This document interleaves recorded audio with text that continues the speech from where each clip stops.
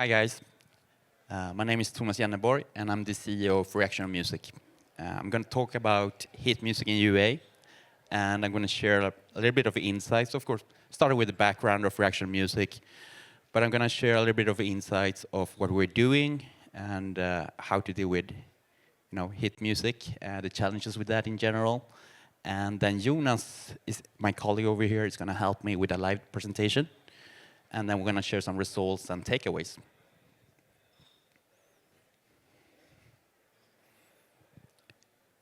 Just a quick note, I don't see the time here, so that will be helpful. OK, good, thanks. So Reactional Music. We unlock popular music for games, and our team has extensive background, both from the gaming industry, music industry, and different tech companies. And the top 4 people you see here are participating here today, so feel free to come by and say hi to us. And we are located in Sweden and UK.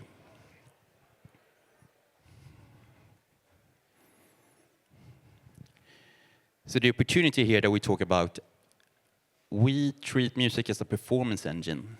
And what do we mean by that? I mean, we did this test a few months ago, where we actually tested a really popular track called Return of the Mac. I don't know if you guys heard about it. It has roughly 650 million streams. Quite popular songs from the 90s. And we tested that song with a medium-sized game publisher. And it was a quite small test, roughly 2 weeks, so not that big of a sample, but over 100,000 impressions, so still good enough. And we clearly saw a pretty high install uplift. We saw that music really performed, and we thought that that was really interesting.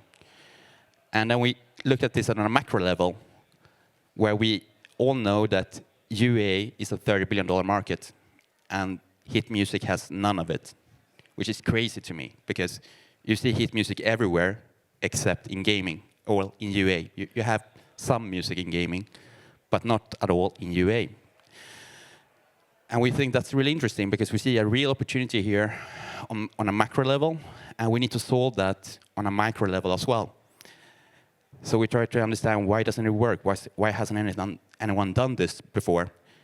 But if you dealt with the music industry, you clearly know that it's a pain. It's a pain to deal with the music industry. And first of all, licensing here can take months. And you don't get any clear timeline when anything's going to be solved. Like, when is this going to be clear? Share a timeline with me, please. No answers. OK, cool. Then, of course, the legal. So much legal. And the lawyers are specialized in this, so this is also super expensive, because they're specialized US lawyers. That's really expensive. And then if you're like a UA person, you work based on data, so thank you. You do all your, all decisions are data-based. And here the music industry is asking you to make a pretty big commitment upfront. And you have nothing to, well, we don't like that in general. That's the issue, right? We're OK with paying what we normally want to pay dollar per dollar, right? So again, if you look at this on a macro level, it makes a lot of sense. We have a $30 billion market. That's a huge amount of money. And if it performs, most of the people here are willing to pay. That's no problem. But to convince each individual label about that, that's a pain, really. But that's what we've been doing the last few months. And with the first test, I'm going to share a bit about that later. But we saw that it drives more installs. We are thinking of providing game publisher with a basket of tracks, so they can choose different tracks and see which one performs. And then the payment is going to be based on performance. We're currently doing that with a few game publishers. So we treat these game publishers more as partners rather than customers, because they're really helping us. They really believe in this idea. And what we can see here so far is that, I mean, we can't tell the names of all of them, but here we have a casual puzzle giant with roughly a $300 million UA budget based on third-party resources. I mean, I haven't asked them directly, but based on internet, you can see that level. The second one, medium-sized game publisher, and like $35 million UA budget. The third one is a racing game. I wouldn't call it that indie, but quite smaller. Very popular game, though. And the fourth one is a social casino game that has a big budget as well. Could you just go back? Sorry. And I also want to say that we're doing this test together with them, and they're sharing all the data regarding how these songs are performing to help us understand the commercial value of what we're doing. And I think that's really cool of them, because they could easily just pay it and not share anything with us, but that's not how we're doing it. We're actually doing this together, and also having active discussions with tons of labels on the music side. The songs we're currently testing in this new test that we're doing with these 4 game publishers, it's just 2 songs. That's Kids in America with King Wild, and the reason for that is that we're doing the test in the US, and one of the games is really focusing on the target audience is women, 35 years old, etc., and we thought that this song really works for that. And the second song that we're testing is Million Voices with Otto Knows. When you hear it, you really get the catchy thing like, hey, hey, hey, hey. I'm not going to sing, but still, you will recognize that song. And the first one that we did was Return of the Mac. That's really, really popular. And again, so what we're giving to the game publisher, we're giving them access to these songs, which they can use for UA. And everything is cleared and matching to the audience and the songs that we're looking for. Well, it's not a hard cap, but we're looking for songs for over 250 million streams and above. And we're looking for songs from the 80s till today and match them to each game. That's the main thing here. But yeah, I think that you want to see the solution. But the game publisher that we're going to share, they actually let us to share their information here. So we think it's really cool of them to let us do that. And again, they've been really, really helping us. So the first thing you will see here is a playable that they have given us, the original playable that is live in different platforms. And it's a top-performing playable. And the second part in the video will be our playable that is live right now. I think you might recognize the game.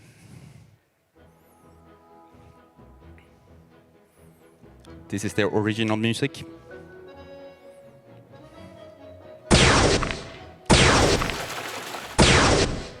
Tasty.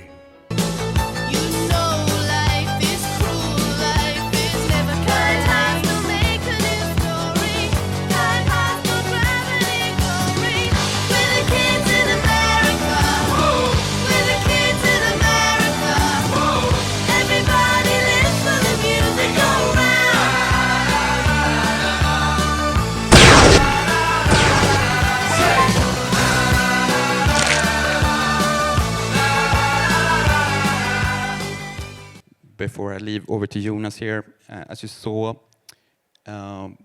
we are not just adding music, we're doing different effects that is sync with the music. So I'm going to share how this is being done. So Jonas, over to you.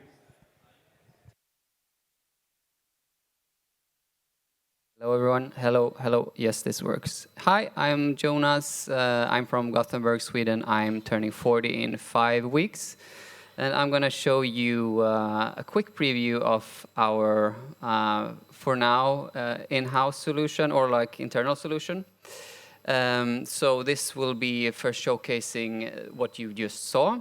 And I can just quickly show you how it works. And let's hit preview here. So now the playable loads. Essentially, you can drop in any HTML playable here, and we'll be able to work with it. So here you have some settings that I've put to it, and I can swap between different presets. So when they're singing We're the Kids, then it's this preset, and it's all dancing together, etc. And these are all then sequenced together.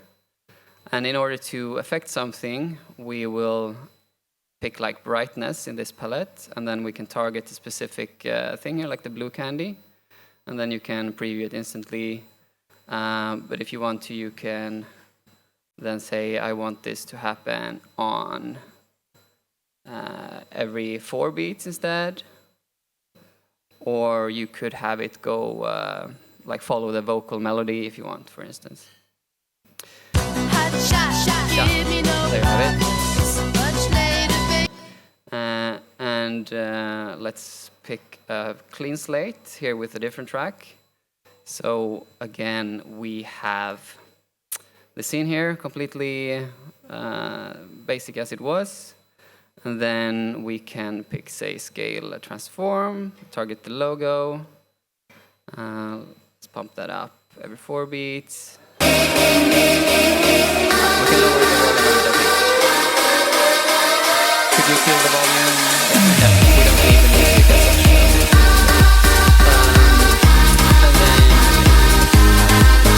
one.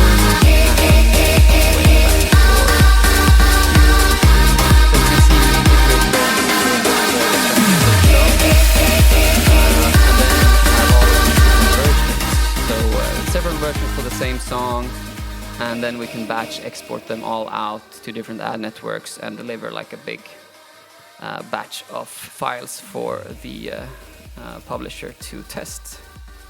And that is, in a nutshell, how this tool works. Thanks. So again, how does it work? As you saw here, first we have prepared all the hit tracks, as you saw in the library there. And what we do, we have different types of metadata, edit the songs, etc. So they're all prepared. Then you guys, or the game publisher, gives us their HTML file, which we upload into our injector tool, and we modify everything and make it ready for the networks. Pretty easy. Difficult technology, but now pretty easy for us. The engine is the music engine behind it's patented, and we handle all the payments to the music side. So it's pretty easy for you guys to try it out. Next slide. And you guys probably wanted to know about the test results. And during our first test, we saw an install uplift on 75%, which is a pretty strong signal, and a CPI reduction of 35%. Of course, we treat this more as a signal because the data set was quite small, but a quite impressive signal. And that's why we're doing more tests right now with the 4 game publishers that we mentioned for a longer time period on more channels, etc. And what we can see so far, we got the question, especially from the music side, about, hey, wait a minute, like, is it the music or is it the technology that drives this extra installs, right? So we're testing that as well. So we're doing something called version 1, which is the ad with music on top. And then we're doing the reaction-powered version. And the reaction-powered version so far is getting a click-through rate more than 30% and roughly double the span versus the music-only ad. So still a positive signal, but we're doing this test right now, and we're hoping to get the end results within 2 months, somewhere there. So the early signal is that the sync, not just the song, drives the lift, even though that the music part is actually better than the baseline. Next one. So the takeaways here is that hit music moves installs. We've seen that, and I think that's not a surprise for anyone. If music was for free, everyone would have done this long ago. But sync music beats static. I think that's quite cool. That actually the effects that you saw really drives engagements and installs, etc. And we think that you should test music like everything else, even if it's a hassle.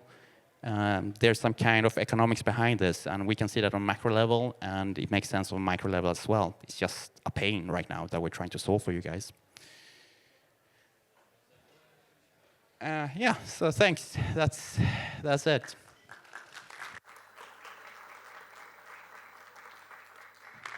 Thank you very much. Honestly, I think there's something about, I couldn't help myself. Kids in America, takes me straight back. I am old enough to remember that coming out, or am I? Maybe it's a bit even earlier than me. Maybe a bit earlier than me. Maybe, yeah. Simon knows what I'm talking about. Anyway, so I mean, there's something magical about the connection, the emotional, visceral connection that happens when you have something you can recognise and is of a quality. But I also remember when I was at PlayStation Home, where the PRS wanted me to pay them 6% of Sony's total revenue to put music into PlayStation Home. My response was not something I can repeat. And we decided to not have any music at all in PlayStation Home. And instead, people use their microphones and just put their microphone near a radio. And that was all good. So things have clearly moved a huge distance. So my question, there is a question here, honest. My question is, how much easier is it now to work with music companies? Have they actually understood the true value of their material as opposed to their historic overvaluation, I would argue? Does that make sense? No, I think we still have the same problem as before. We got friends in the music industry that's helping us, but we have even also the opposite, I would say. People really like their sync fees, upfront payments, the guarantees, etc. So that's one of the reasons why this hasn't worked yet. And we're just trying to educate the game publishers and also on the music side, rights holders, etc. But I also understand them. There are some other restrictions, such as they want to have creative control, which is also a bit difficult for UA because you're testing a lot of things, and you can't have that communication ongoing all the time. So we're building a system for that to handle that type of questions. Of course, if we were giving game publishers access to, let's say, a few hundred songs, of course, on the music side, they can say, I don't want to be in a game with violence or whatever. And will be also limited for a time period. No, I get it. And I should, for full disclosure, I'm also an advisor for a group called Audio Mob that specifically do audio-based advertising. So, and the reason why I think that's relevant here is that although they're doing something very different from you, what they're doing is allowing you to carry on playing with the promotional context being in the background, audible and listenable. And I think this, to me, is the same principle. It's like, I'm getting to have I can play, I can continue. And I think that we underestimate the power of that at our peril. Yeah, I mean, we see more engagement, and if we got more engagement, we basically have higher lifetime value in our customers or players.